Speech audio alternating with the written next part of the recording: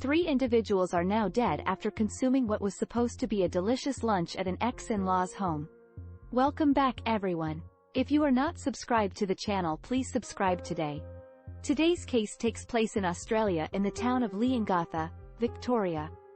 On July 29, 2023, 48-year-old and mother of 2, Erin Patterson invited her ex-husband Simon Patterson, his parents, and his aunt and uncle over for lunch at her home. Erin prepared beef Wellington for her guests. All guests were able to select their own plates.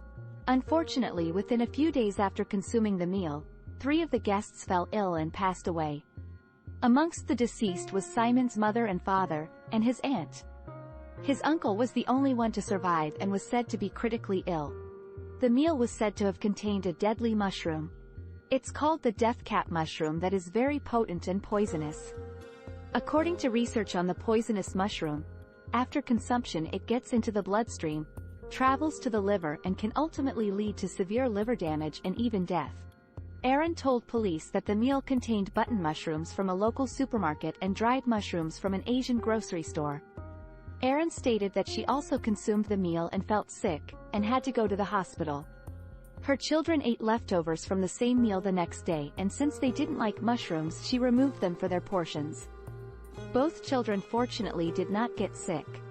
Erin was said to have used a food dehydrator to prepare the meal, but lied to police when questioned about the preparation of the food. Her ex-husband had overheard her talking about it at the hospital to her children. She told police that she had gotten rid of it a long time ago, but police were able to seize and take it as evidence. What's chilling about this case is that a tradesman who was hired to paint the residence where Erin once resided discovered a death wall inside of the dining area that contained writing and pictures that were written in red, blue, and black. Erin stated that her children had written the death messages and pictures on a day when she was away from the home. Friends and family who knew Erin said that she was a forager and that she and her now ex-husband went mushroom picking often and knew which mushrooms to avoid. Since the tragic incident, Erin has maintained her innocence and says that she had no idea the mushrooms were poisonous.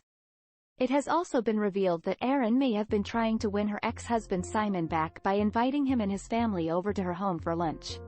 So how did the poisonous and deadly mushrooms end up in the meal? Was this intentional or a mistake?